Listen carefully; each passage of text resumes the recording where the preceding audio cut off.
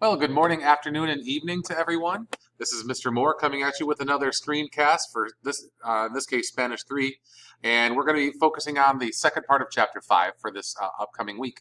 For this one, we introduced some really interesting new concepts. One new concept for many of you is going to be the idea of the subjunctive mode, sometimes referred to as subjunctive mood. Up to this point, we've done a lot with different tenses, like the past tense, the present tense, the future tense. But this week we're going to talk, which that usually indicates what the speaker believes to be certain in some way, things that are, factual or they believe to certainly be the case. The subjunctive mode introduces a different way of speaking where there's less certainty about what the person is saying. It's when they say things like, I hope that, or hopefully, or maybe this is the case, and things along that line. So whenever there's doubt introduced to the following information, or whenever you're talking about hopes or dreams of something that's going to happen, that's putting value on the information rather than just indicating it factually. And that's what the subjunctive mood generally is. Now that's just my personal description. I'm going to read a few things to you as well. So there's a lot to go through this week. So what I'm going to do is help you with vocabulary pronunciation to start out. We'll just read through this list very quickly, and if I see anything interesting, I'll stop and pause on it for a moment or two. But we'll just read through that quickly. Then we'll take a look at our grammar and take it from there. Okay, here we go. So Spanish 3, section 5.2, telling a legend, acordar la paz. Okay, this is a UE stem changer, basically to make peace. It looks like it means to agree the peace or agree upon peace, but it just means to make peace or to be peaceful. La boda, celebrar, declarar, la derrota, el Dios, and la diosa. Notice that in both of these situations, Dios and Dios are not capitalized. It's not God in the sense of, God that one worships. It's just the word for like a god or a goddess. So a regular noun as opposed to a proper noun. El ejército, el enemigo or la enemiga, la guerra, el or la guerrero or guerrera. Notice in this case, war versus warrior, so some similar items there. Héroe versus heroína, both are heroes. One's a boy hero, one's a girl hero, right? We would say heroine in English is its original correct wording for that.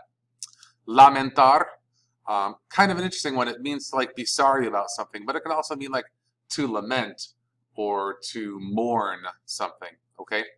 Llorar, luchar por, el malvado, muerto, la mujer soldado. This is an interesting one. I'll pause on that for a second because a soldado is a soldier. But a female soldier, a woman soldier, would be la mujer soldado as opposed to soldada. Kind of an interesting note there. We might delve into that a little bit deeper in class. La paz, quedar muerto, regocijarse. Kind of an interesting one there. It actually just means to rejoice. But in Spanish, notice that to rejoice is actually a reflexive verb, so you'd have to use a reflexive pronoun in front of it. Interesting. El soldado, soldier. Traicionar, valiente, vencer, la victoria. So those are just some of your pronunciations for the first section. Some of these are a little bit longer here, and we'll go through them as well. La ambición. Era una de mis grandes ambiciones.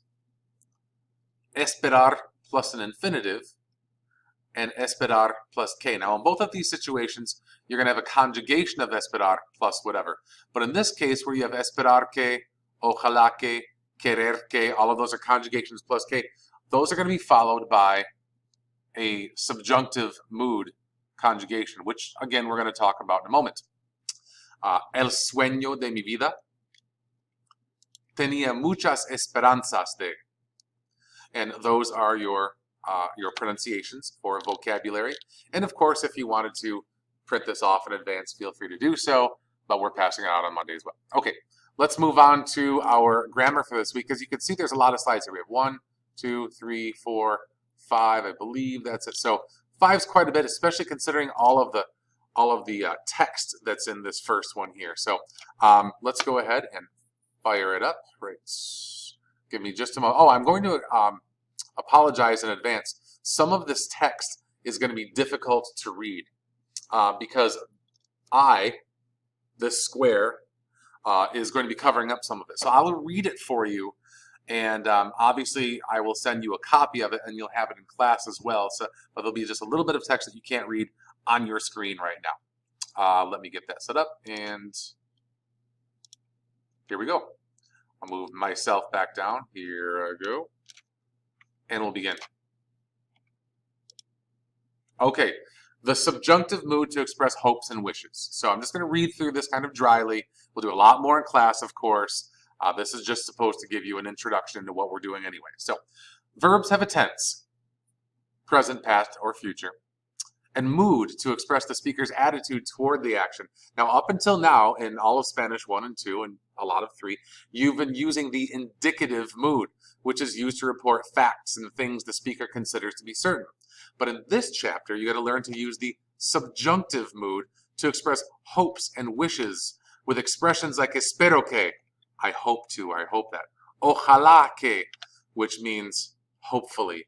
Or quiero que, which is I want that. Okay, so we'll be playing with those a little bit more in class. When a sentence starts with these phrases and the subject of the sentence changes after que, the verb that follows que is going to be in the subjunctive mood. So what we're talking about now is, like, we're defining it, and we're talking about when you would use it. I still haven't shown you what the subjunctive mood actually looks like in terms of its conjugation. That's a whole different animal coming up in a moment. So if someone says, quiero que Juan me ayude, all right, I want Juan to help me, the literal translation is, I want that Juan, me, he helps. But notice that ayudar is normally an AR verb, right? But in this case, it ends in an E, not an A, for the conjugation of him helping me. So that's kind of an interesting, that should give you a clue as to what's happening with subjunctive. Here's another subjunctive example. Espero que la guerra termine pronto. Generally means, I hope that the war ends soon. Literal translation, I hope that the war, it terminates pronto, quickly, all right? But terminar is the verb for to end. But this again ends in an E right here. So again, maybe noticing a pattern. Let's go ahead and talk about that pattern now, okay? To conjugate a regular verb in the subjunctive mood or subjunctive mode, start with the yo form in the present tense, and then just take the O off and add the following ending. So basically, whatever the yo form of a verb is in the indicative tense, you're now going to just use all of its conjugations, but with what I call opposite endings. What I mean by opposite endings is that generally an AR verb is going to look like an ER-IR verb. And generally an ER-IR verb is going to look an awful lot like an AR verb. This isn't totally foreign to us because we've seen something like this with commands and mandatos before as well. So anyway, example, the verb hablar, to talk. Now if you're saying like, I hope I hope he doesn't talk very long or something like that.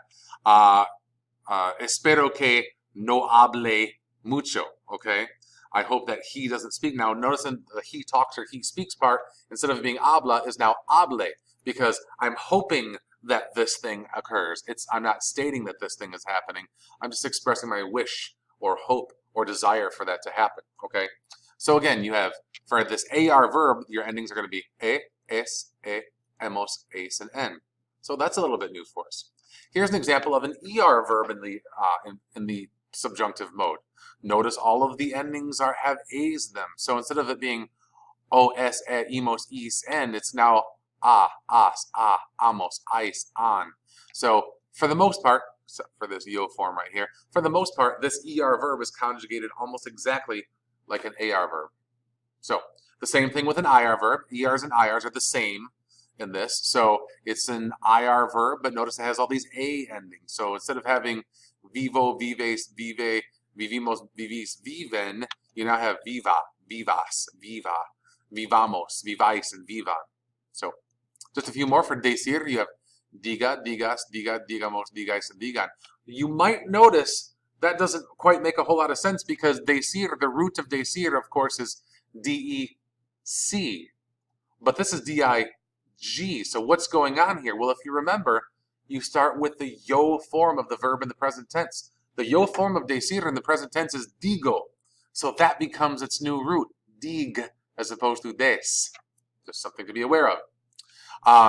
Acordar has an O to UE stem changer. So you have acuerde, acuerdes, acuerde, acordemos, acordes, and acuerden. I know you can't see these last two here, but I promise I'll show them to you in class, and you can obviously write them down if that's something that you're copying anyway. Now these are regular examples. Let me show you a couple examples of, well, I'm actually going to show you 4 examples of some irregulars. Here are the first two. You have ir and estar. So ir and estar are irregular in the subjunctive mood. So ir is going to become vaya, vayas, vaya, vayamos, vayais, and vayan. Simple. If I want to say, I want you to go to class, I'll say, quiero que vayas a clase. Quiero que, I want that. Vayas, you go, instead of vas. So, a little irregular there. I want you to be nice. Quiero que estés simpático. Not estás simpático, but estés, because now it's in the subjunctive mood. So, subjunctive endings of estar, esté, estés, esté, estemos, estéis, estén. Just a few more examples. Okay, 2 more irregulars coming at you. Ser and dar are also irregular in the present tense of the subjunctive mode. So ser, you have sea, seas, sea, seamos, seais, and sean. For dar, you have de, des, de, demos, des, and den. Now I know that I'm going through all this very quickly, but that's just to give you an overview, or in case you missed it and needed another verbal explanation, this does that. Obviously, we're going to spend more time on this in class. We're going to practice it a lot in class. We'll do some translations that are associated with it in class, as well as things like workbooks, textbooks, and the like. So I hope that this helps you out significantly, and hope all is going well this weekend, and we look forward to seeing you in class. Have a great day. Ciao, hasta luego, y adios.